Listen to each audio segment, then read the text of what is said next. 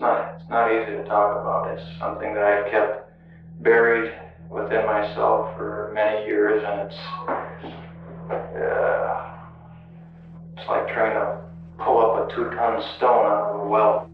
We're investigating a homicide which occurred in the apartment building in the 900 block of North 25th Street. We do have one person in custody. There's a strong possibility there might be additional homicides that we're looking into that this individual might be involved in. What triggered it all? I wish I could give you a good, straightforward answer on that. Shock and horror as police carry out a large cooking kettle in the biggest and most gruesome mass murder case in Milwaukee history. I still don't understand how they could have, I still say it's someone else. It's not just one person. Not with my son, I know. Welcome to part 3 of Jeffrey Dahmer, MKULTRA, and the Occult. Here we will cover just over a year of Jeff's life, the most important one at that, ending on Jeff's arrest. His confession, trial, and death will be covered in the next video. After I got out of the release center, I moved out of Grants and into this apartment. Well, was looking for an apartment that looked halfway decent. Saw the Oxford apartments and walked in. They had a for rent sign in front. And I moved in May of 90, I think. In my mind, I had my own place, someplace nice and private, where I could just take someone back, drug them, and then strangle them. The area around the Oxford apartments were considered drug city. As far as the police walking a beat, no, that did not happen. And it's a good chance that if they did try to do that they probably would have gotten shot. Is this the first person you took pictures of after they were dead? Yeah. Nickname was Cash D, I think. I don't know his real name. And what did you use to take pictures of? You had a camera? And it was a Polaroid camera. In Dahmer's apartment, there were a number of albums that were present, and these were a series of organized Polaroid photographs that depicted Dahmer's previous victims before, during, and after dissection.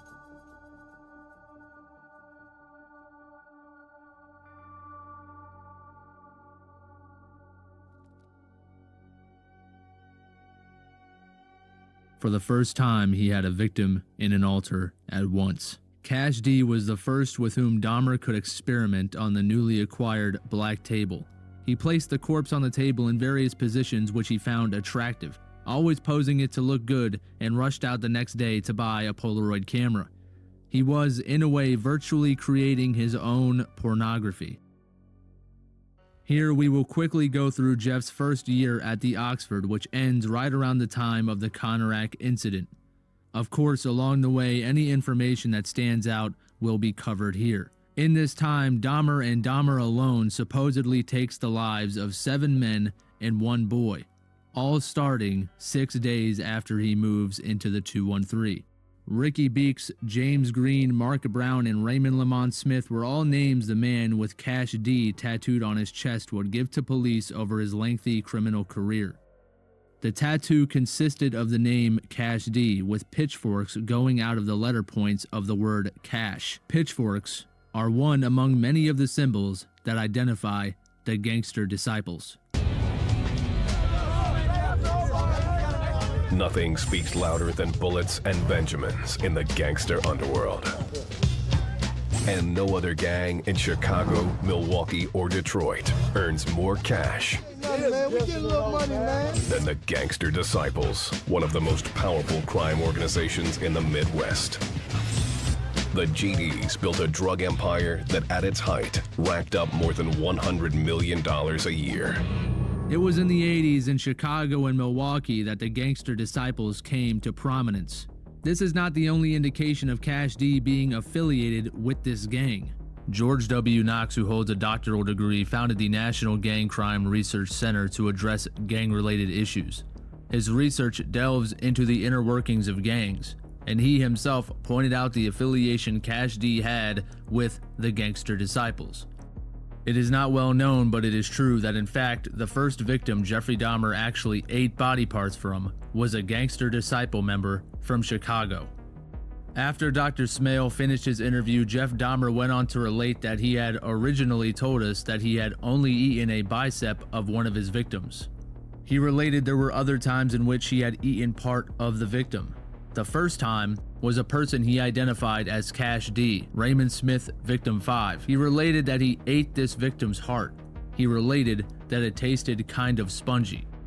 Also located in the confession is the confirmation that a man identified as Mark Brown was indeed a gang member from Chicago, Mark Brown being one of the aliases used by Raymond Lamont Smith. Raymond Smith was the first to be photographed and the first to be eaten. Out of all the things Dahmer chose to eat from his victim, he chose the heart. Where did this sudden urge to consume this man's heart come from? Dahmer's occult practice has been established since 13, but until this point, it has never reached the ancient practice of cannibalism, as far as we know. Up to this point, he has collected skulls for what he says is again his sexual gratification, to keep the memory of the victim with him for when he pleases himself. Yet we also know he set up multiple satanic altars, including at his grandmother's house, and as it just so happens, all the skulls he was supposedly collecting for his sexual perversions would later be used for the construction of an altar, from which he would meditate at and gain power from. From whom, you may ask? Well, from the devil. The doctors will tell you that the character that he became caught up with was Satan, because Satan was the personification of evil. And Mr. Dahmer felt that because of what he was, what he had done, what he was doing, that there was no entity to relate to other than Satan. But of course, these were never ritual sacrifices. That is, if you believe Dahmer, who has been shown and will be shown definitively to be unreliable. Whether this is due to him lying willfully or from his blatant condition of multiple personality disorder is up to you. To me, it seems to be both, but we will get into all of that later. For now, the question remains why the sudden and drastic step towards the ritualization of his killings and the initiation of his victims. And why did he start with a gangster disciple? The symbols the gangster disciples use are affiliated with occult worship and practice, though they attribute different meanings to them. The effect is all the same. The six-pointed star, also known as a hexagram, has long been used in occult practice, and the pitchfork is a clear association with the devil. GD activity around the apartment complex was a factor as well, as evidenced by the reports of drug dealing, and more importantly, the graffiti that was tagged under Dahmer's window after his arrest, which included six-pointed stars and the phrase which seems to me to say, "Pimp Nell." This gang affiliation has never been mentioned in any documentary or book released on Dahmer's crimes and his victims. What it all means is another question. The surface story goes as follows. Hired for $50, Dahmer and Cash D, the father of a 10-year-old daughter, would bus to Dahmer's new place to watch videos and take photographs. A new skull would be acquired for the altar. 2 days after his killing, Dahmer would purchase an 80-gallon drum kettle and he would boil Cash D and later pour what he did not wish to keep down the toilet. This would be less than a week after arriving into his new apartment. Cash D was killed on the 20th of May 1990. Dahmer had only moved in on the 14th. Except that might not be true, as the last person to see Beeks claims he was alive at least until the 29th of May 1990. Elaine Beeks, Ricky's half-sister, was at the park with him when he told her he was going back to Illinois where his family, including his 10-year-old daughter, was staying. This is 9 whole days after he was supposed to be dead at the hands of Dahmer. There were also rumors of him being shot, and the family was surprised to hear that he was a victim of Dahmer. So I just want to recap what we're dealing with here. Dahmer is released on the 2nd of March 1990, around the same time that Beeks leaves prison as well, and Beeks begins to stay at his sister's house. Dahmer stayed at his grandmother's house for 2 months and moved into the Oxford May 14th.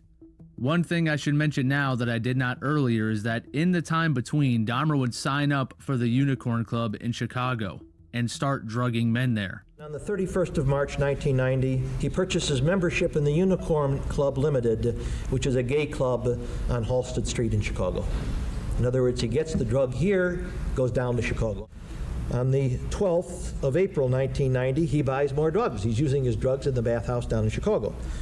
One man even realized something was wrong and bloodied Dahmer's nose. No police report would be filed, of course. Finally on his own again, and he wastes no time. And his first victim happens to be a local gang member who's the first to be photographed and cannibalized, eating the man's heart. They say Beeks was prostituting himself out because he was so desperate for cash, that he was a hustler, willing to do whatever for easy money. Yet they failed to mention his role in a gang which was, as a whole, raking in over $100 million a year and was active around the Oxford. A gang that was also heavily into drug dealing, which the Oxford was known for as well. Did Dahmer happen upon Beeks? Was Beeks so unlucky that he just happened to be the first to be photographed and cannibalized? Was Beeks at the 219 to prostitute himself, or was he there fulfilling his role as a gangster disciple?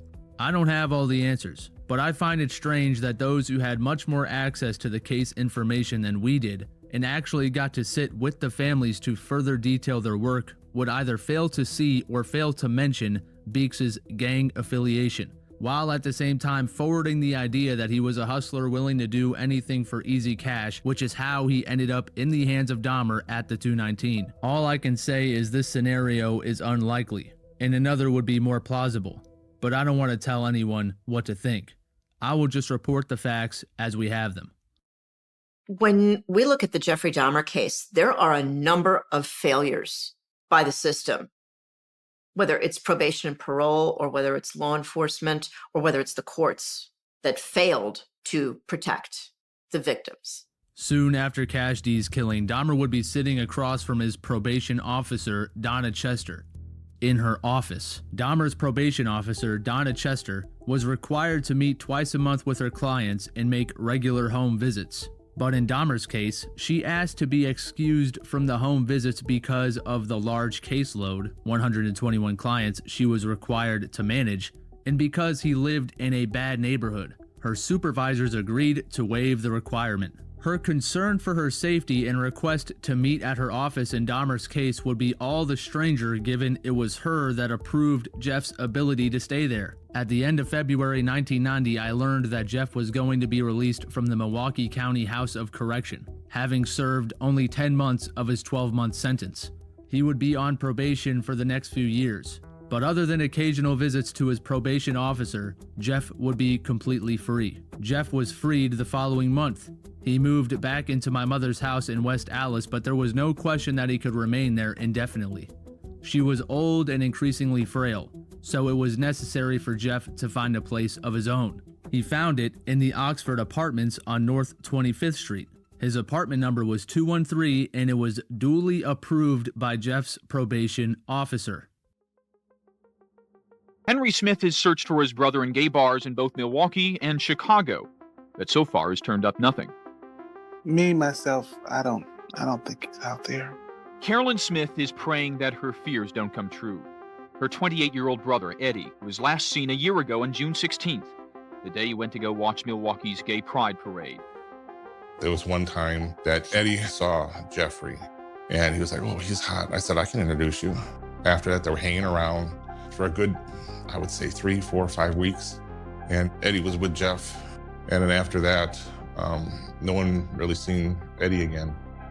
Word on the street is Eddie was last seen with Jeff Dahmer. Jeff was drunk one night, and we're like, "Jeff, where's Eddie?" You know, we're looking for him. His sisters are here looking for him. "Have you seen Eddie?" And he said something real stupid like, "Yeah, they found him in Racine in 3 pieces." Edward Smith, known as the Sheik, would be reported missing on the 23rd of June, last seen by his sister on the 14th. According to a former friend of Smith's, Dahmer had paid Eddie multiple times to take photos. Local bartender Tony Timer remembers Dahmer well. Come to the back bar, and he'd order a drink, and he'd get a drink, and he'd go and he'd sit in the corner. He was in his own little world, and like he was always waiting for something, which obviously he was. Now, you know, It was here that Dahmer met Tony's good friend, Eddie Smith. Eddie was such a wild, crazy person, so you couldn't help but like him, which, you know, Dahmer did. And so they knew each other real well, you know, well enough to make him comfortable enough to go into a house and take photographs. Eddie dreamed of becoming a model, and Dahmer knew all the right things to say.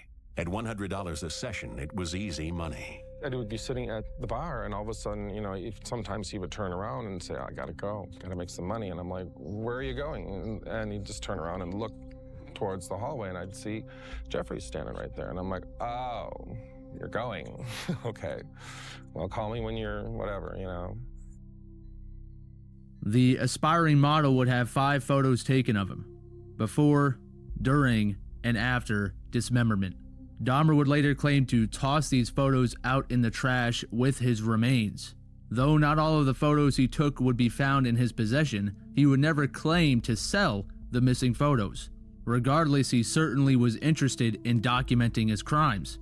If you find doubt in the story that Dahmer's crimes were primarily driven by his sexual perversions, then you might question why he was so interested in photographing his victims. Upon the further statement of the defendant that during the summer of 1990, approximately in July, he met a person whom he identified through a photograph as Edward W. Smith at the Phoenix Bar on 2nd Street in Milwaukee and offered him money for sex and to pose for pictures. They took a cab to the defendant's apartment at 924 North 25th Street in the city and county of Milwaukee, state of Wisconsin. They had oral sex, and he gave Smith a drink which contained sleeping pills and then strangled him. He dismembered Smith and took 4 or 5 photos of him. He completely disposed of Edward Smith's body by placing it in garbage bags, and at a later time he also got rid of the photos of Edward Smith.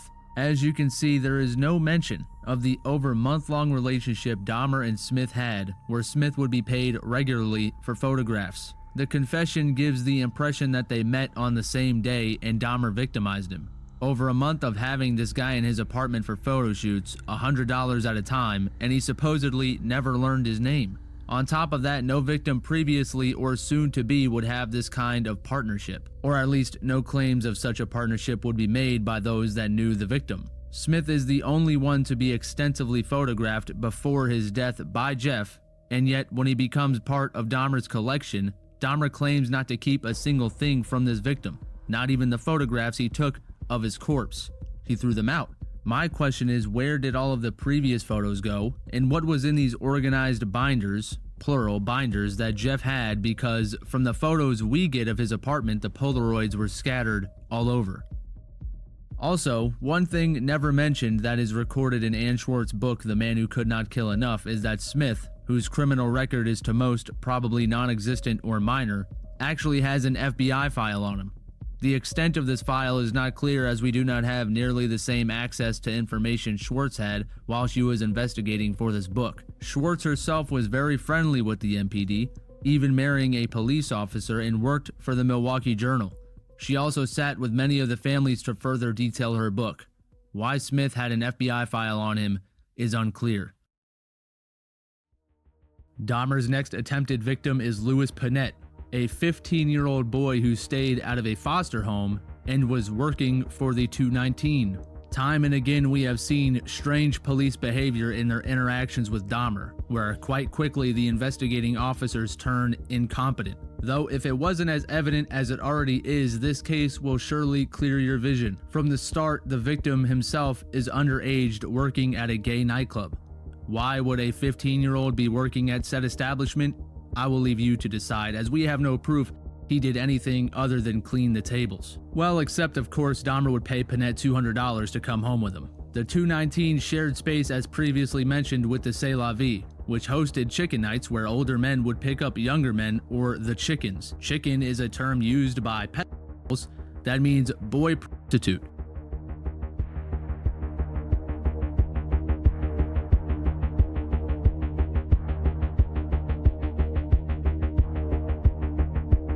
But but maybe C'est La Vie was using it in a different way. They also had rooms that the young men would live in when working the bar. Regardless, many of Dahmer's victims were prostitutes, and now 3 of them have been in their early teens and took cash for either sex or nude photos, usually both. He spent Saturday at the Unicorn Club in Chicago, and the following Friday, which was his next available time off work, he met Lewis Panette. The encounter with this young man is curious indeed, and potentially very instructive.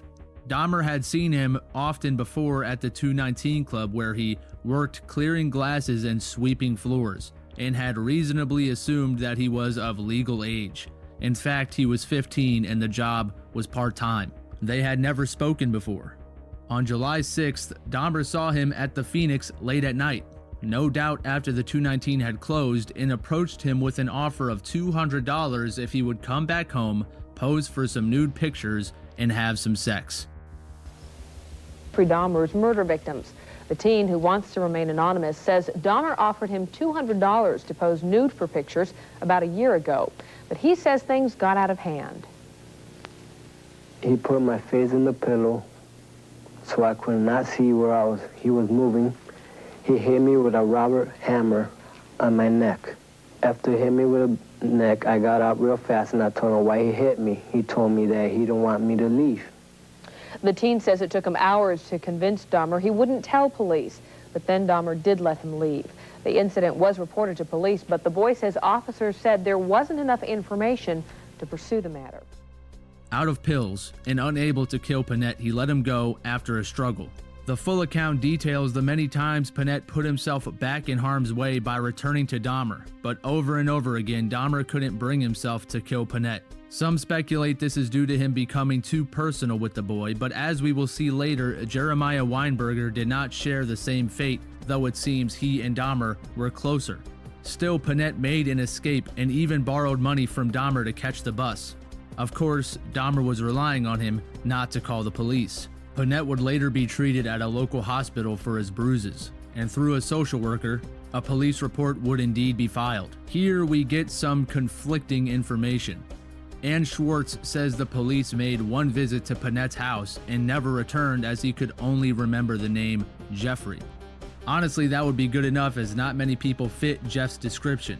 But not only did the police fail to follow up, but the caseworker disappeared as well. But that's the story Schwartz tells. In Master's book, we get an entirely different account.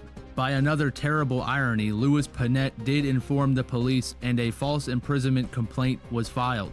He told them 3 different stories, however, each apparently more crazy than the others, and the police simply did not believe him. He could easily have led them to Dahmer's apartment, as he had found it by himself the night before, and they would certainly have found incriminating evidence had they searched it. One loses count of how many times Jeff Dahmer might have been stopped if events had taken a slightly different turn. On the one hand, we get a forgetful Panette, and the other, one in which he could lead police straight to the man, as he had tracked down the Oxford apartments himself not long before. Still, Panette was unable to convince police that this man, who had previously been convicted for drugging and molesting a 13-year-old boy and was also questioned in regards to multiple druggings at the Milwaukee Bath, and was the man fingered in the drugging of Ronald Flowers, who even led police to the West Allis house, was guilty of committing the offense described by the youth.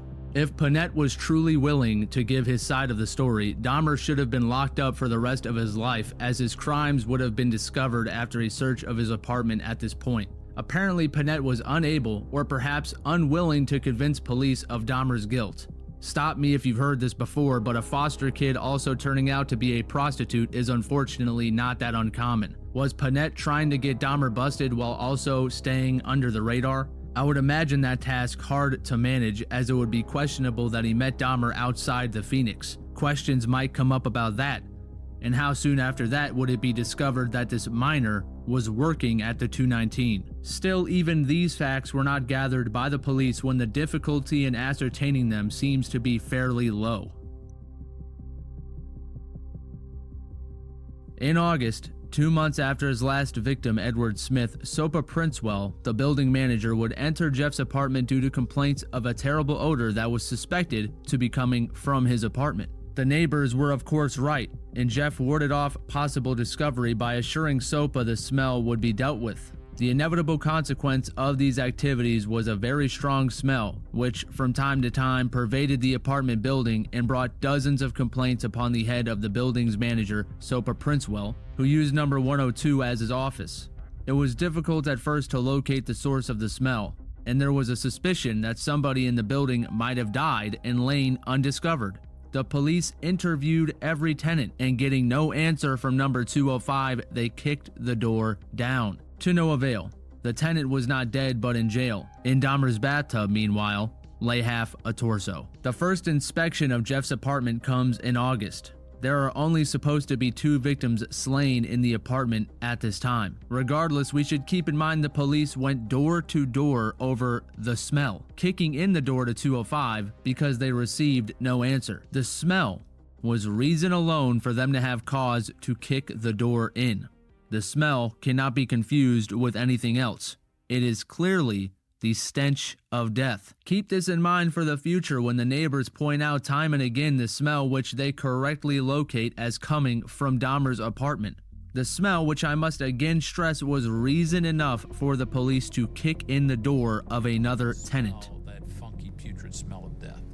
And the way I like to describe death is, the smell of death is that you may have smelled rotted animals or something like that, but a good, ripe body that's been lying around for a while has a unique smell that I can only refer to as when I think about coffee, because I'm a coffee drinker. And if you know what coffee smells like, and then you were whisked away someplace to an island for 30, 40, 60 days where you don't have any coffee, but then all of a sudden you come back and you smell coffee, you immediately know, wow, that's coffee. I mean, it just comes to you, right?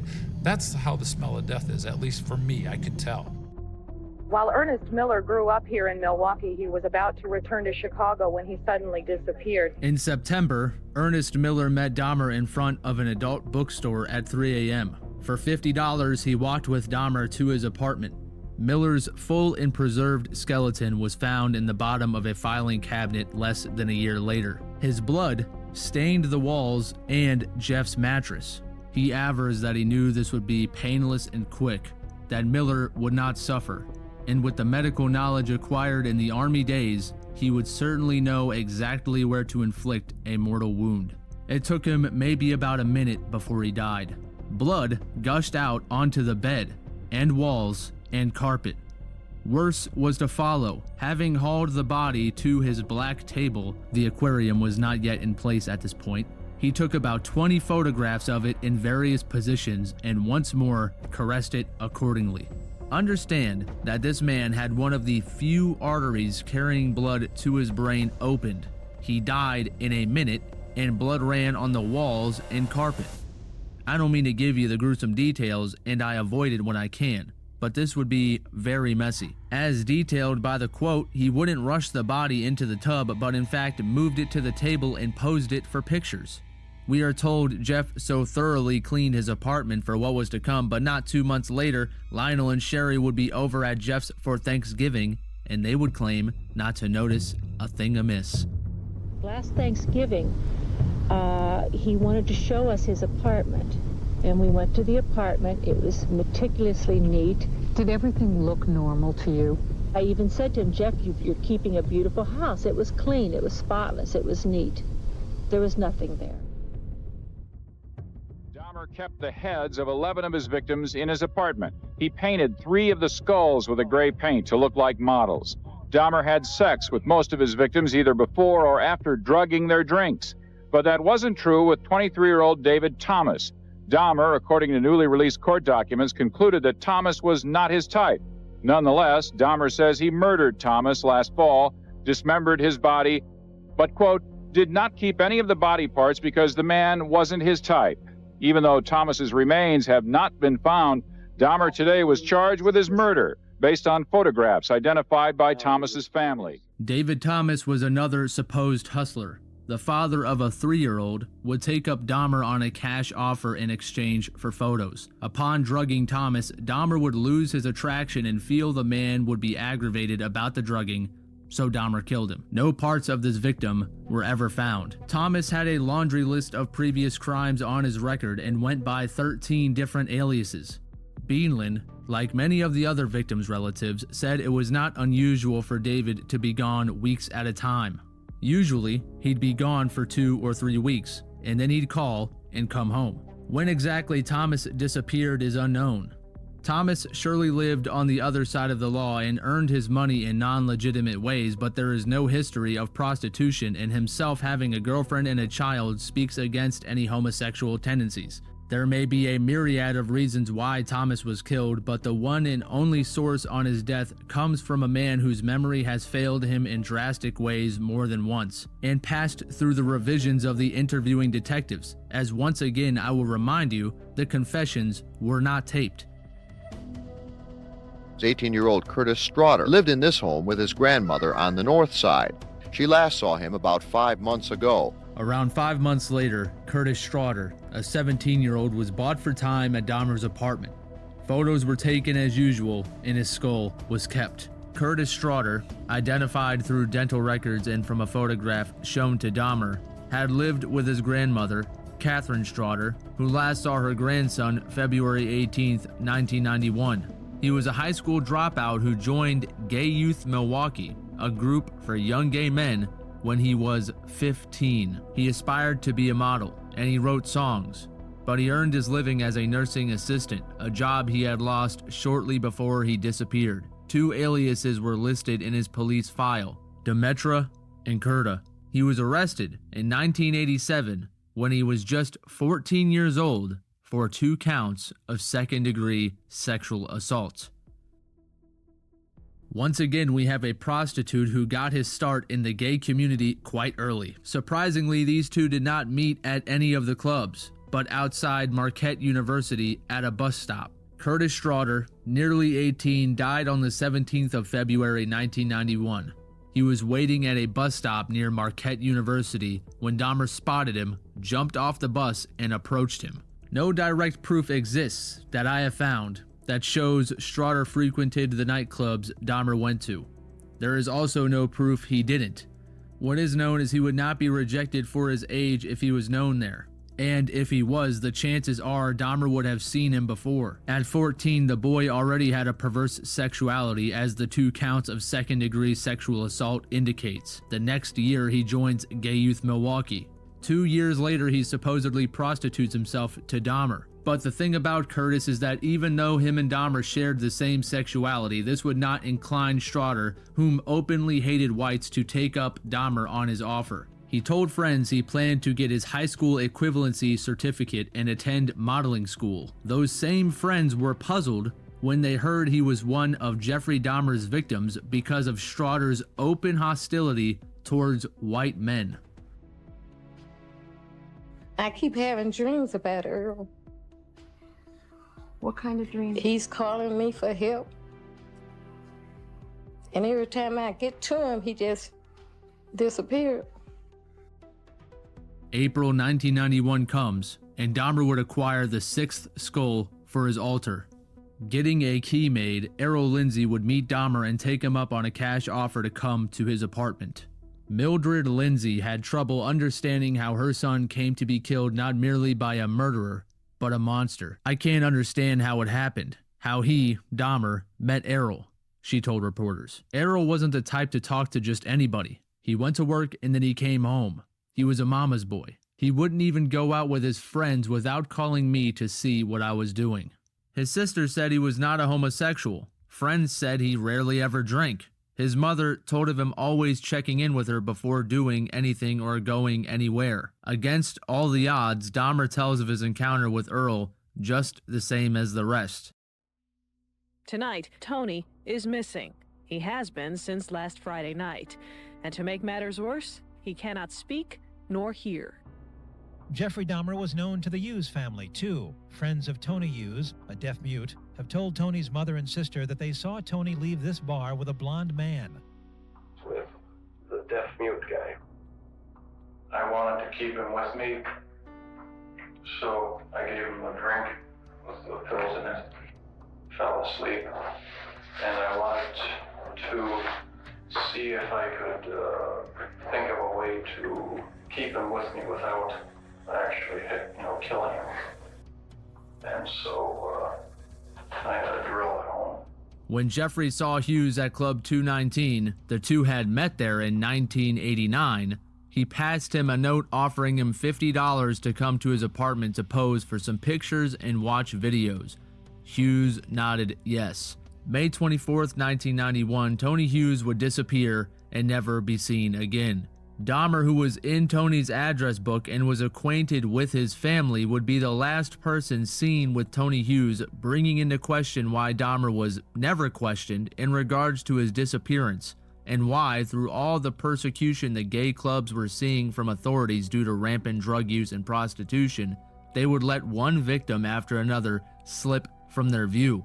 Speaking of victims slipping through their view, Tony Hughes' body would escape the sight of an officer who was in the apartment peering into Dahmer's bedroom the night of Konerak's sacrifice, but we will come to that shortly. It also slipped the sight of Sopa Princewell, who investigated a smell coming from Dahmer's apartment the day after he killed Hughes. His corpse, of course, in the same spot Jeff left it, and once again, he went undiscovered.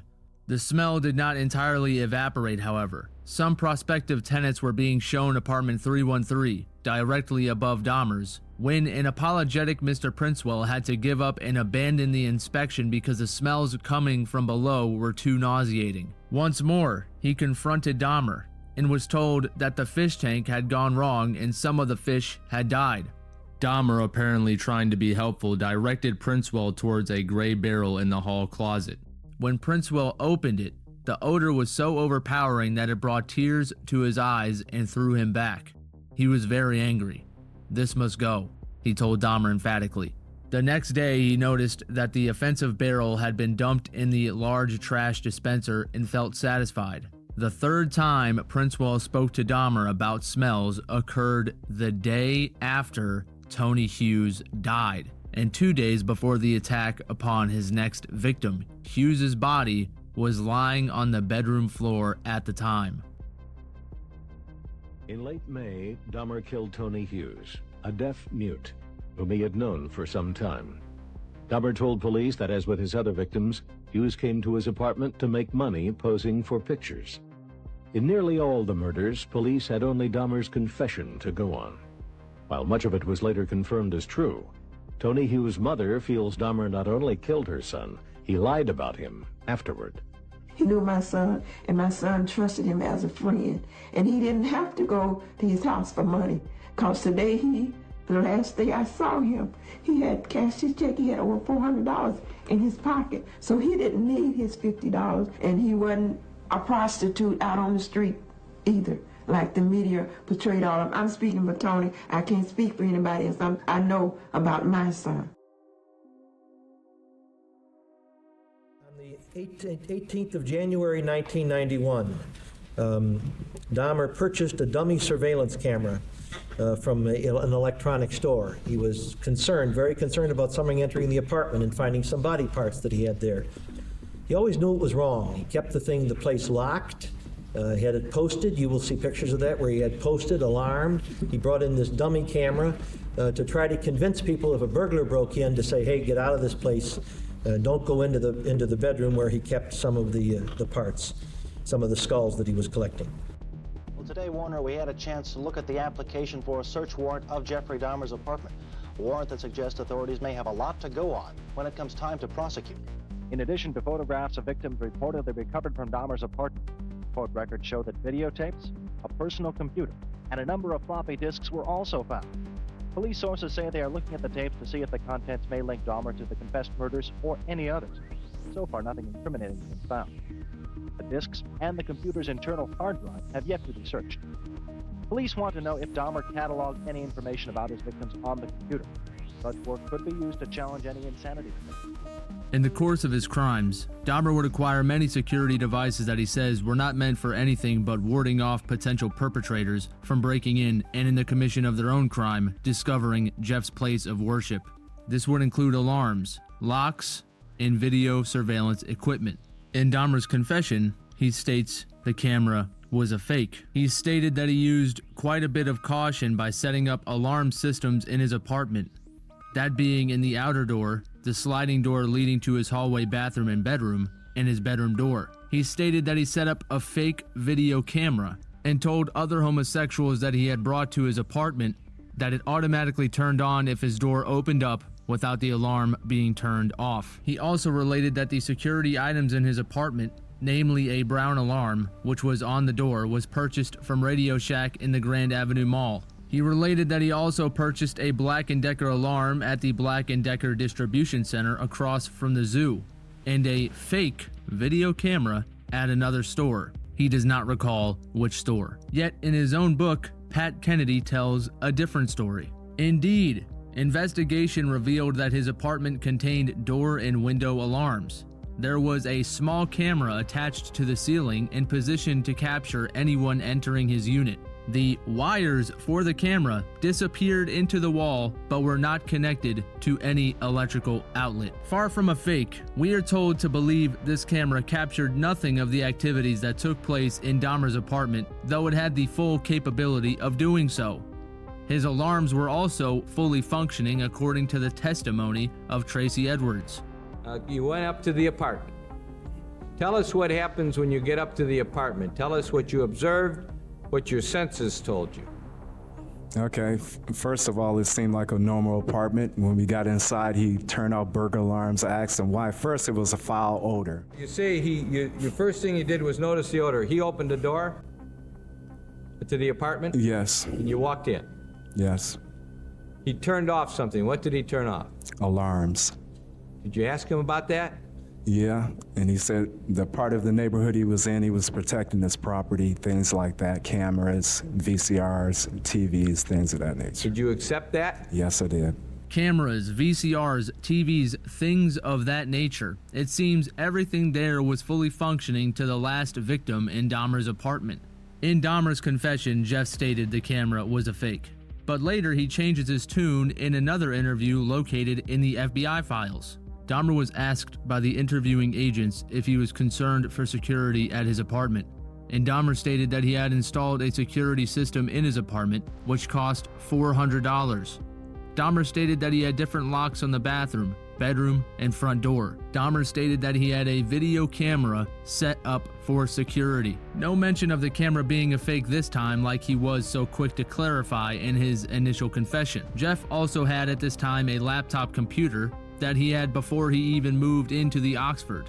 In April 1990, Chester wrote that Dahmer was receptive to discussing sexual feelings. He brought his laptop computer to the session, but admitted he was using it as a crutch to keep himself busy and not to think about what happened. Where the funds to make said purchases came from is unknown. He would constantly complain of being broke. We would assume this comes from his going out every weekend, his alcoholism, his prescription pill usage, the money spent on the bathhouses, and his rent. Yet his struggle was not so great that he couldn't afford a security system that cost $400 and a fake security camera that had wires running from it. This brings to mind the gun he was able to acquire on short notice with no money and a strong alcohol addiction. Dahmer had an interest in documenting his crimes, but it's out of the question to think he used the mounted camera in his living room. Many questions still remain around the crimes of Dahmer, many questions still unanswered. The biggest question still remains: why did police give Konerak back to Dahmer the night of May 27, 1991? We humbly ask you to comfort your servants in their grief.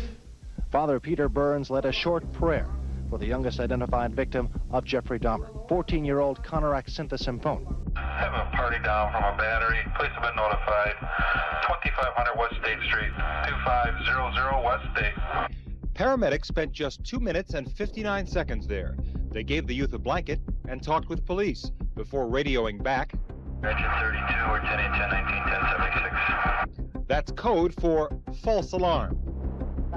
That a 14-year-old kid runs out the house naked with his behind bleeding, and some people see that and they call the police, and the police don't do nothing about it and put the kid back in the killer's hands. And that's I don't understand that at all.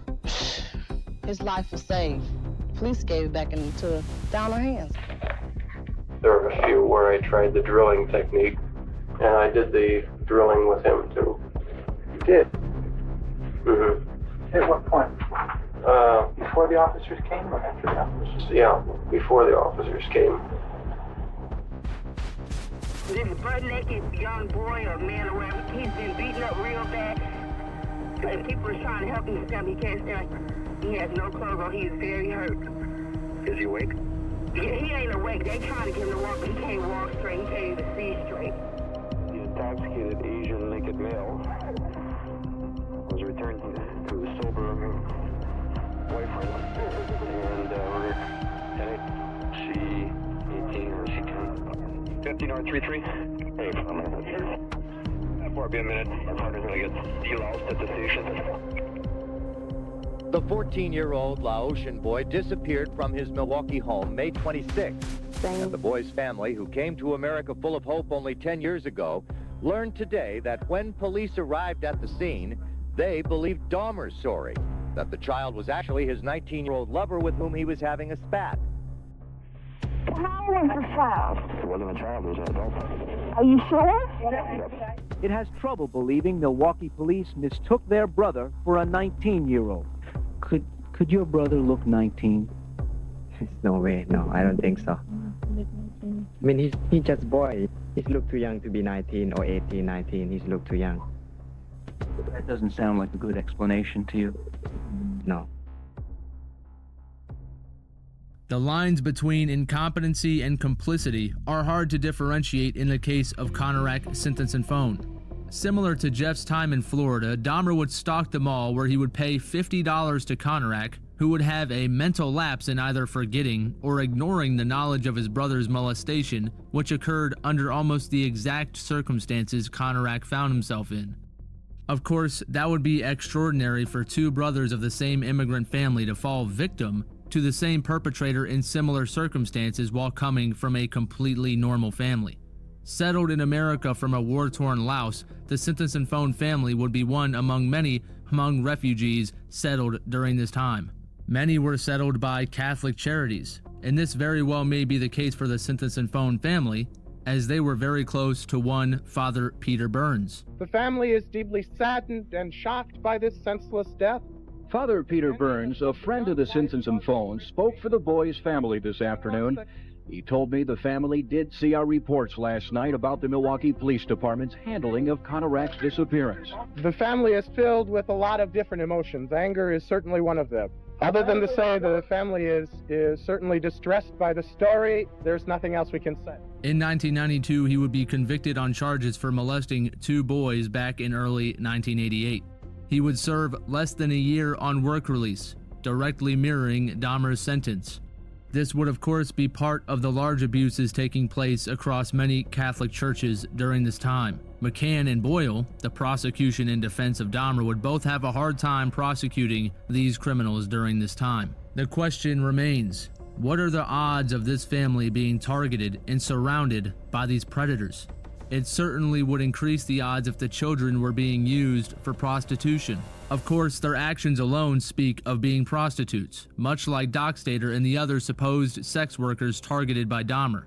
But of course, as we discussed, it was indeed found in Konerak's police record that he had a history of prostitution. This would be incredible for the parents of said family to be unaware of their two sons' practiced prostitution, and even more incredible that Dahmer would happen upon the brother of the victim that landed him in the House of Corrections for a year by chance. An extremely unlucky coincidence. Maybe he got mad at us that my other brother put him, in jail so the police can arrest him that time, and then so he just follow up, okay, I know this guy, his last name or whatever, and then I don't know, it's confused. Still, Dahmer supposedly met Konerak at the Grand Avenue Mall. Taking Konerak to his apartment for $50, they would drink, and of course, the boy would be drugged. But not before Dahmer would snap two pictures of the boy. The last, he would be seen alive. Not in the mood enough, Dahmer leaves the boy in his apartment with the 3-day-old rotting corpse of Tony Hughes laying on his bedroom floor.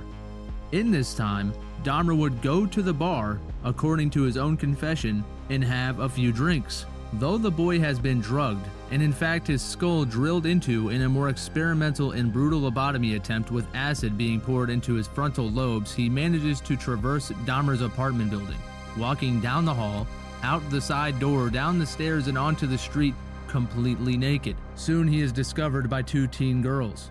Mumbling and speaking in his first language, the girls had no clue who he was or where he needed to go, but they knew he needed help. They did what they knew to be the right thing and alerted the authorities. Unfortunately, this would be a fatal mistake. Before the cops arrived, and before Konerak is out of the clear, Dahmer comes around the corner and tries to take Konerak away from the girls, but it was too late. The cops are on their way, and in fact, it wouldn't be 5 minutes before they arrive on the scene with medics as well. The medics look at Konerak and find him unresponsive. He is slurring his speech and will not respond in English. Speaking to police, Dahmer gives them his name and age. John Hmung, 19. What name did he provide? I believe the name he provided was John Hmung. H-M-O-N-G, it sounds like? I believe. All right. And what if any date of age did he give you for that young man's birth? He provided the age of 19 to 20. Showing them his ambrosia badge, he identifies himself as Jeffrey Dahmer. Common police procedure was ignored this night, as they do not run his name, nor do they ask the 14-year-old, whom they thought was 19, to identify himself. All the while, the young girls who seem to be more observant than the police officers are pleading to be heard, trying to convince police that the 14-year-old was in fact a child. Seeing the drugged and unresponsive child was okay physically, the medics take their leave and do not transport the bruised and, by the girl's account, bleeding child to the hospital. The instinct and senses of the officers were off that night as well, as they then take the stubborn Konerak back to Dahmer's apartment with both of his arms gripped at his side. Showing the officers pictures of the young Konerak posing served to convince the two that had already forcefully dragged the boy back to the apartment that Dahmer's story held up. Laying on the floor in the bedroom was the headless corpse of Tony Hughes, whose body had been in the apartment for 3 days. One officer takes a look in the room and doesn't notice a thing. One of the officers wants to check out the bedroom. He peeks his head into the bedroom, walks away, everything's fine. He has no idea that just a few feet away, the corpse of Tony Hughes is on the floor, rotting. It's been there for 3 days. I don't know how the cop missed it, but somehow he managed to. Thursday, the police chief said no one could go in that apartment and not notice something was wrong. As soon as you walked in there, you could smell that funky, putrid smell of death. In the bedroom, a few feet away, behind an unlocked door, lay the body of Tony Hughes, already bloated up. An officer noted that there was a smell of excrement in the apartment, but did not think to investigate further. He was on the floor, and I had the light off in there, recalls Dahmer. And one of the officers sort of peeked his head around the corner in the bedroom, but did not really take a good look or anything. Dahmer's recollection of how he killed Konerak seems to vary, along with many of his other recollections of his crimes he has reportedly told the truth about. In his confession, he states he strangled Konerak just after, and then dismembered him. Later, he recalls he gave the young man a second injection of acid, from which he died immediately. I wasn't getting the satisfaction. It killed me. So I took it to a new level. I had a hand drill that I used for normal things, like installing my alarm system and everything. Drilled so small, more was very quickly. And with a large syringe, I filled that up with the person, injected it. Filled it? Yeah, injected it. I was hoping to produce a zombie-like state. I saw him sitting on the sidewalk. 2 girls were with him. They called the police. They had to think of the story quickly. They told him he was a friend. He gets drunk. He was not wanting to go back, so one officer grabbed him by this arm, another officer grabbed him by the other arm, and they walked him up to the apartment. And they left. That's when I gave him a second injection. Right away? How long did it take for the guy? That was immediate. As you can see, the death of Tuomi is not the only one Dahmer has a hard time recalling. Even more remarkable is the persistence of those who tried to save Konerak that night. Glenda Cleveland gave the officers a call back for an update on the situation. Police? Yes, There was a squad car, number 68, that was flagged down earlier this evening, about 15 minutes ago. That was me. What happened? I mean, my daughters and my niece witnessed what was going on. Was anything done about the situation? No, this is the intoxicated boyfriend of another boyfriend. Well, how old was this child? It wasn't a child, it was an adult. Are you sure? Ma'am, I can't make it any more clear. It's all taken care of. Without any identification to prove it, the officers confirmed the 14-year-old was an adult, and he was returned to his sober boyfriend, though Dahmer had just returned from a bar. Let's see if we can listen to that tape. The intoxicated Asian naked male was returned to his sober boyfriend, and we're at 8. That'll be a minute. My partner's gonna get deloused at the station. Cleveland continued to plead for several more minutes that Konerak appeared to her to be a child, but Balzerzak assured her that all of the information the police were able to gather at the scene indicated that Konerak was an adult. Seeing the picture of the missing Konerak in the papers not long after the night of May 27th, Cleveland again persisted the police investigate. To compound an already bad situation for the police, Cleveland told me she called them back 2 days after the incident, after reading a newspaper article about the Simpson phone family's distress over their son's disappearance. She told police she believed he was the same boy she saw with Dahmer 2 nights earlier. She pleaded with them to come to her apartment and take the 3 women's statements. They told me they were investigating a murder and didn't have anyone to send, Glenda Cleveland told me. They said they would send somebody when they had a chance. They never did. Cleveland tried another tack. On June 3rd, she called the local Federal Bureau of Investigation office. She read the news article over the phone and explained that Konerak was still missing. They weren't listening to her. The FBI assured her that the Milwaukee police would investigate the matter. But in the 7 weeks until Jeff Dahmer was arrested, Glenda Cleveland never heard back from the FBI. Did that room have a TV set in it? Yes. Was there anything going on the TV? Yeah, the Exorcist movies was playing at that time. There was an Exorcist movie on. Yeah. Tell us about his demeanor at the time that you look at him and you say, what's going on? You don't have to do this. What happens to Mr. Dahmer? What's he like? It's like not the same person that we met at Grand Avenue Mall. How does he different? His face structure seemed different, you know, his body structure is like it wasn't him anymore, you know? It's like it was a totally different guy there. Did you observe him watching the movie and how he would react to the movie? Right, he would like just start rocking back and forth when he, you know, certain parts of the movie or whatever. And you have to say, what did he say, madam? He was like chanting at certain times and rocking back and forth, right? Was there any parts of the movie that was going on that you saw that he said anything about?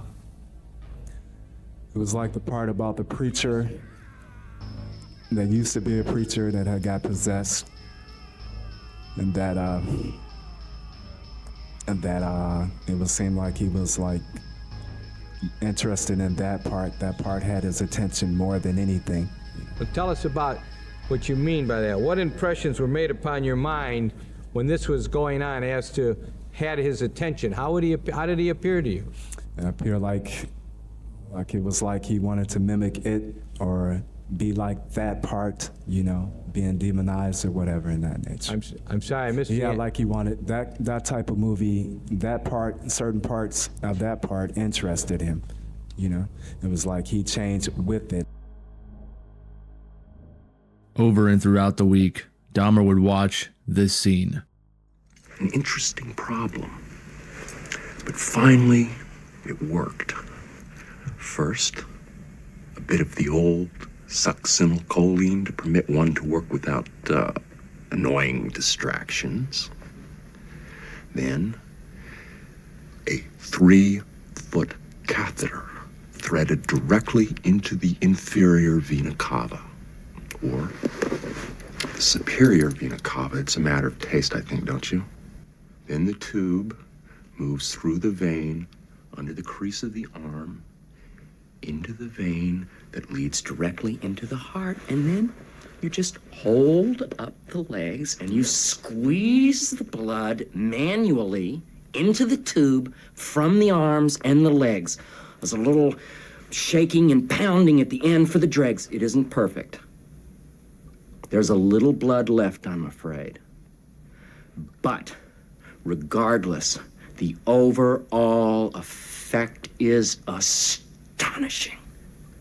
And isn't that really what counts in the end? Yes, of course. Good showbiz, Lieutenant, the effect. And then off comes the head without spilling one single drop of blood. Now, I call that showmanship, Lieutenant. The parallels here are beyond coincidence. Arriving in theaters August 17, 1990, Dahmer would go deep into his spree without the aid of The Exorcist 3 to get him in the mood. But when it came out, this tool would be invaluable. Real terror is back. George C. Scott in William Peter Blatty's The Exorcist 3. Showing an extensive knowledge of the human anatomy, the Gemini killer would use this knowledge much like Dahmer would, even using a drug to completely incapacitate his victims before killing them. For the Gemini killer, these weren't random acts of violence. Each cut, each removal of a body part was deliberate. The killings were ritualistic and the details were to be consumed by the public, making them willing or unwilling participants in this occult initiation.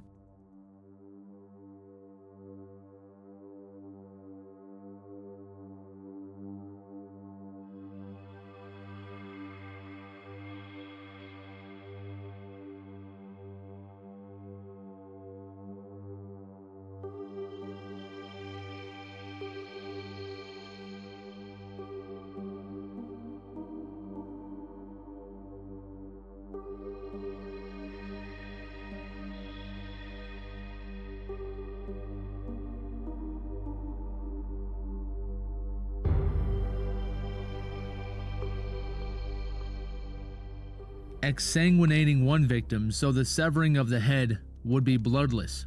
Cups of blood would line the crime scene, as one of the officers would say, without a smudge.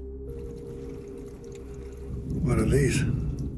Father Dyer's entire blood supply. All of his blood? And not a drop of it spilled.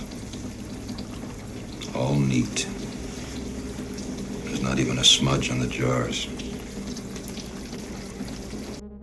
Much like the barrel in Dahmer's apartment that supposedly had 3 bodies in it upon Dahmer's arrest, without a single indication of it being used in that way. Not a smudge on it. Of course, the Gemini killer is not the man, but the spirit possessing the man. Switching between the base personality, that of the priest, and the spirit of the Gemini killer, the connection to MPD is not hard to reach. And of course, all of this would facilitate a string of ritual killings where specific victims would be targeted for the psychological diminishment of the detective, with the aim to ritualize the population by having the detective announce the return of the Gemini killer. Tell the press that I am the Gemini, Lieutenant. Final warning. Incidentally, I can help. Help what? Your unbelief. Dahmer's ritual sacrifices, as I have shown, started by the time he was 13, when his spiraling fires were discovered centered on the impaled skull of a dog. In this same year, Dahmer would have his self-proclaimed first sexual experience where he cannot remember who initiated it. This is the year he would learn he was gay. Also the year he begins drinking.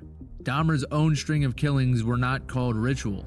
He would save and eat the heart, collect the skulls, and was building an altar to gain power from, but after all of this, we are told to believe these killings were not ritual sacrifices, purely sexual dysfunction.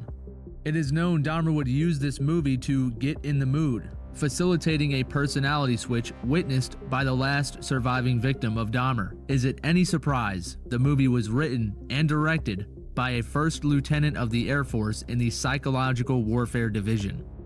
In short, we have two Gemini killers, Jeff being born under the sign, and the character being named so for his dual personality, which of course Jeff also suffered from. Both showed extensive knowledge of human anatomy and used this skill in the commission of their crimes, which also shared similar elements. They both killed for ritual purposes. It would make sense that Dahmer would use this film to help him commit his killings, given the distinct parallels the characters and himself share. Dahmer could not have asked for a better character to model himself after. The personality changes Edwards described were very clear-cut and easy to detect. He goes as far as to clarify this was not the result of the mood-altering effects of alcohol. This was an inner mood change. You know that some people, when they have too much to drink, change their moods. Was that the kind of mood changes he was having, or a different kind of mood change? I think this was like more of an inner mood change than an alcoholic mood change. What kind of mood? It's like inner mood? Yeah, a person change, not alcohol change. I guess it is also a great coincidence that the man behind the film, as previously mentioned, was a high-ranking official in the division aptly named Psychological Warfare. Is there any direct link between the movie and the crimes of Dahmer, other than the fact it spurred such an intense change in Dahmer's personality? No, not that I'm aware of. But it is such a great coincidence, I had to mention it. Are they calling these Gemini killings in the papers?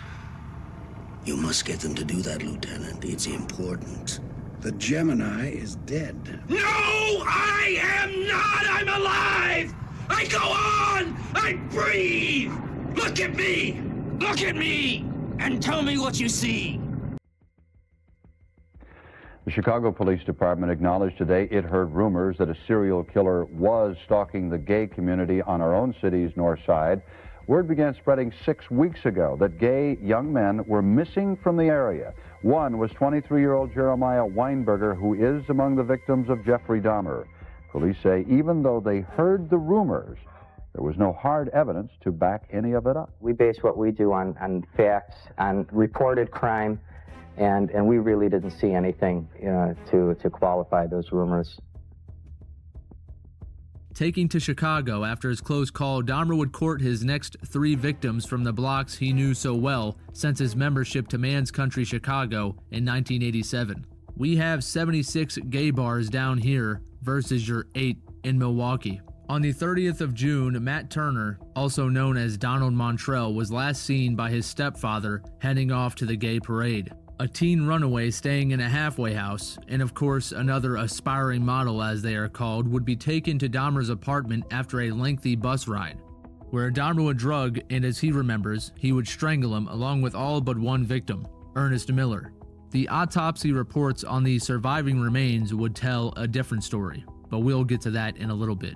Jeremiah Weinberger would be the next target. Working at a porno theater and having a personal connection to Steve Tushin, a man well known to law enforcement whose business would be raided over 200 times. Weinberger would be one of the bodies found in the Blue Barrel. Oliver Lacey, the father of a 10-year-old girl, would turn up missing. I want justice. To take life at. I want to see justice done.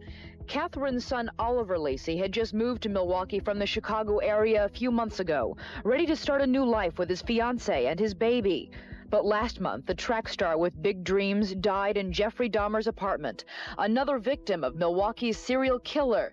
Catherine Lacey told me shortly after the courtroom hearing ended today that if she could ask Jeffrey Dahmer one thing, it would be how he was able to lure Oliver to his apartment, how he was able to win her son's trust. A proud mother, Catherine Lacey displayed a number of photographs of her son as she was blinded by the flash of strobe lights from still cameras and the bright television lights. She told us, "I don't know how the person lured my son, unless it was a person he knew, or it had to be more than one person." In fact, it would come out later that many of the victims shared long-lasting connections to Dahmer.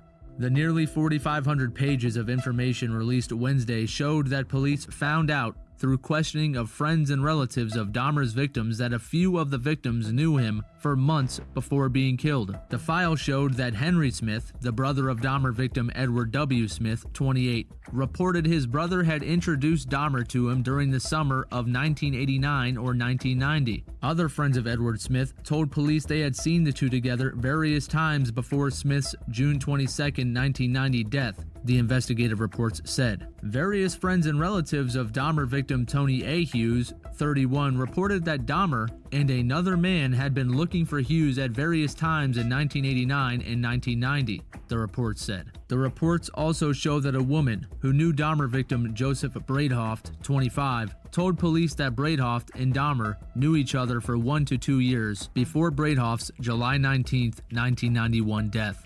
Meeting Breithoft at the bus stop near Marquette University, we are again told he paid cash for photos, and this father of a 3-year-old would go back to Dahmer's apartment to have sexual relations with him. Drugged, strangled, and dismembered is what we are told happened to this victim as well. We are told Dahmer never wanted to kill, he just wanted people to stay. All the while, his shrine grows, mounting skull after skull. Nor were these ritual killings, when Dahmer would later save certain organs to cannibalize for them to be a part of him forever, and save their skulls for the shrine he was to gain power from. We are told most of these men were seduced by the meager rate of $50 to make porn of themselves with a complete stranger, and would also engage in homosexual acts with the photographer when they themselves either had girlfriends or wives and had children of their own. Tracy Edwards would be no exception. On July 22, 1991, Jeffrey Dahmer approached 30-year-old Tracy Edwards at a shopping mall. Dahmer invited him back to his apartment for a drink. He was just a friendly, nice, kind person at that point. You could tell he had a beer or two, you know. He was a little intoxicated, yeah. He didn't want to go through the front for some reason. He said, well, let's walk through the back, it's quicker.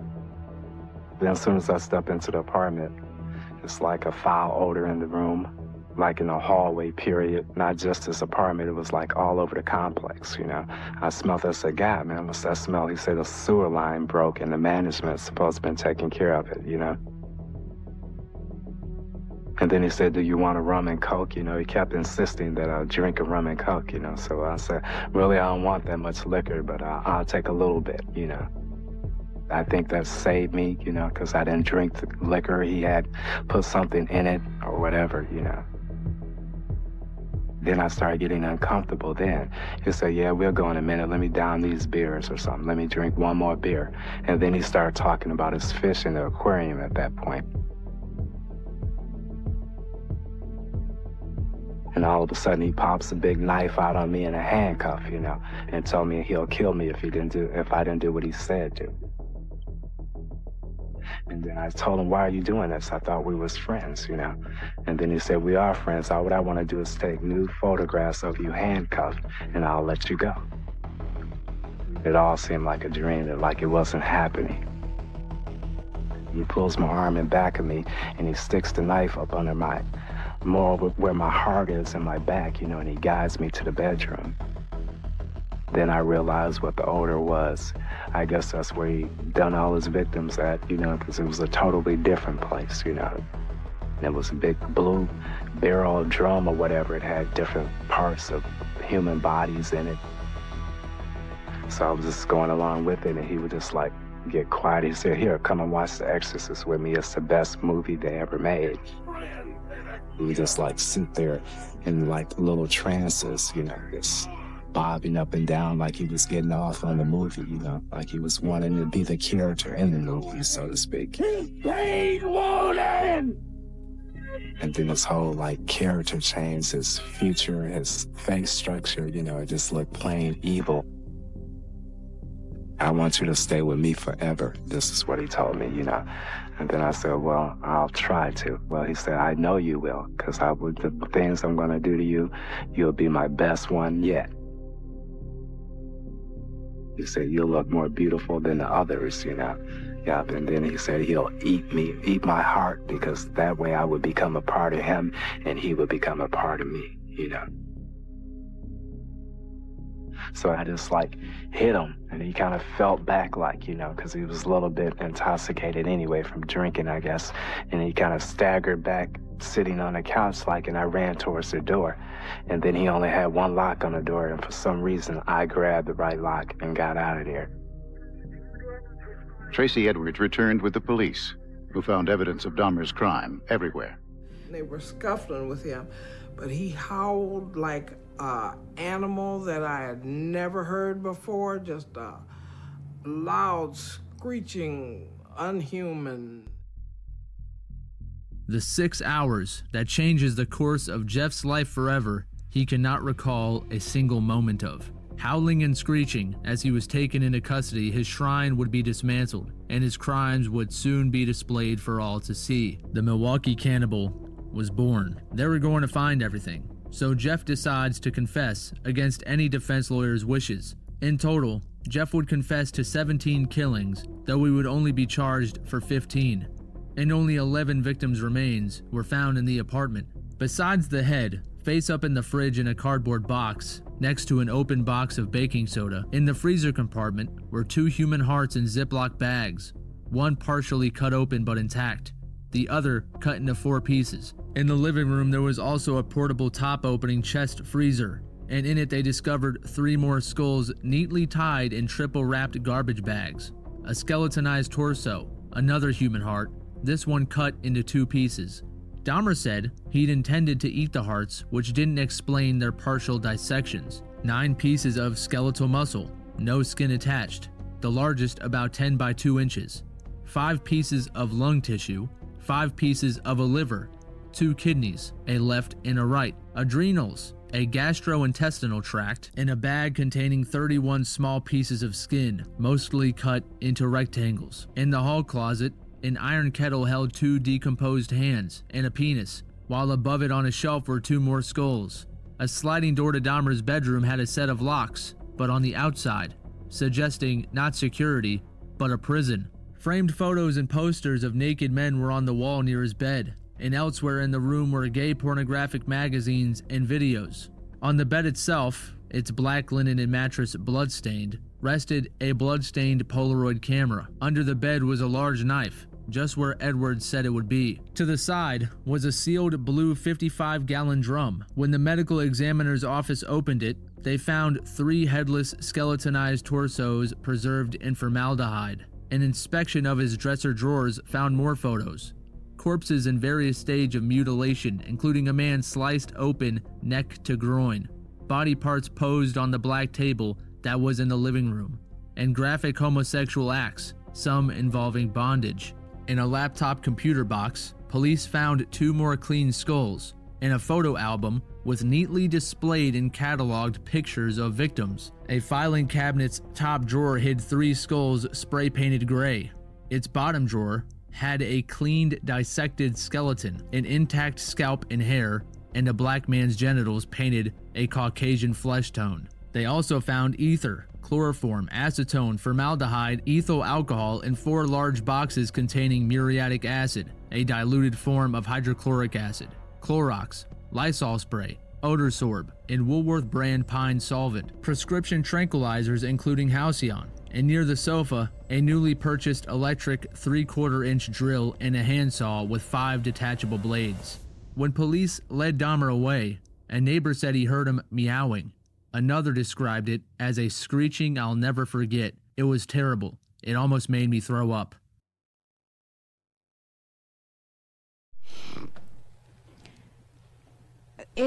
I'd like to make a statement in regarding this gentleman. The Dahmers? Mm-hmm. Yes. I get this inner feeling that this man has been an evil man, that he was responsible for his son's actions, and he was too busy being busy. He did not take enough time to listen from Wayhoo to up there. I'm sure you've heard this before, Lionel. Mm-hmm. Yeah, but that's what I feel, and the first wife was, I think, part of this. Yes. What audience? Who thinks this is wrong? Who thinks this is right? Lionel, what has been your response to defend that point of view? I'm just shocked from what I just heard. I don't even know how to. I don't even know how to respond. Okay, that is Jeff's time at the Oxford. The next part should be the last in the series, but that does not mean Dahmer will not get coverage in the future. If any more info comes to light, I will of course share that. Also, the case has so many aspects worthy of discussion, so look out for videos about specific details in the case. If there are any details I left out, please let me know in the comments. If anything here was new to you, which is my aim, to spread this info to new people, also let me know in the comments what your reaction is to any of the details that stood out to you. I know a few details that I didn't mention is the death of Dean Vaughn, who lived above Dahmer and was murdered. The crime is still unsolved, and of course there is speculation that Dahmer had a hand in it. This may be true, but there is no proof for or against it that I am aware of. Also, the possible connection to Joachim Dressler, a man who was found guilty of the murder of James Madden after Madden's body parts were found scattered in Racine County, the bags the body parts were found in being led back to Dressler. A search of Dressler's home yielded films. Having footage of others being killed for the purpose of filming it in 1990 was extremely suspicious given the nature of obtaining this kind of footage. To this day, the reality of snuff films is played down or outright denied. Yet time and again we see glimpses of the market for murder on film pop up in cases like this. Dressler was arrested in August 1990, and his trial was ongoing when Dahmer was arrested. Given the proximity between the two killers and the nature of their crimes, the possibility was raised these two may be connected. It was found the company that Dressler worked for as an elevator repairman had serviced both the Ambrosia Chocolate Factory and the Oxford Apartments, but Dressler was not recorded as the man who serviced either of these sites. With that, it seems the connections between the two end. If I'm leaving anything out, please let me know in the comments. Next video we will cover Jeff's confession and the credibility-shattering mistakes that Dahmer makes about his own life and crimes. We have discussed many of Dahmer's crimes in these videos, and the details in them alone that show serious doubt in the story we have been told. But his confession is of another level. As many of the details of his crimes come straight from his confession, this is a foundational document that is one of the core reasons Dahmer did not have a normal trial, but instead had an insanity trial, showing that Dahmer's confession is flawed beyond repair, and indeed the opposite of what all those at the MPD have to say, will help in understanding how different the reality of the case is versus the story they have been repeating for 30 years. And of course I have to mention the confession was not recorded by the detectives, but was dictated from their memory of what Jeff said, and in going over it, if anything was incorrect, they would make little changes, whatever that means. So you have to go over it and just show it if it's correct, right? And if it isn't, then they make little changes. Odd enough that in the 90s the detectives chose to waste many hours on the clock that could have been saved simply by recording the confession of such a high-profile case, but instead chose not to. Of course, it's not that they couldn't, as it seems everyone else did indeed record their conversations with Jeff, including his own father, who wasted no time in buying a recorder and figuring out how to record his personal prison phone calls with Jeff, which took 30 years to release, though only partly through the edits of Fox. Same goes for the tapes of Dahmer's talks with Wendy Patricus, which took almost as long and was also released through the edits of an entertainment company. Many more conversations that were had with Dahmer were recorded and have yet to be released, but the most important conversation that Jeff would ever have was not recorded, though it was common police procedure to record any interviews or confessions with suspects. We will also discuss the trial that again was largely built off of Jeff's confession and his admittance of guilt, even though Jeff would have a hard time proving his own guilt, as will be shown by the confession. Sure, the bodies may be stacked in his apartment, but that does not mean he acted alone, much like the bodies that were stacked in John Wayne Gacy's house, but as it has been shown, he was in no way a lone killer. Read Eye of the Chicken Hawk. After the killer with unignorable flaws in his memory was found guilty and sane, he would be sent off to prison where multiple attempts on his life were made, one of which was successful, only because the guards went against protocol and abandoned Jeff with a violent prisoner, who brutally beat Jeff and another prisoner, Jesse Anderson, to death. All of this will be covered in the next and last video in the Dahmer series. Thank you all for watching and subscribing and sticking around to see what I put out next. Again, though this series will come to a close, coverage on any of the serial killers talked about on this channel will continue as long as there are new or interesting details worthy of discussing. Alright, thank you for watching. Any questions in the comments, I will be glad to answer the best I can. If you would like to see these videos come out quicker, please consider donating or signing up for my Patreon that for now has no content as my sole focus is getting videos out on this channel, but will in the near future contain exclusive videos.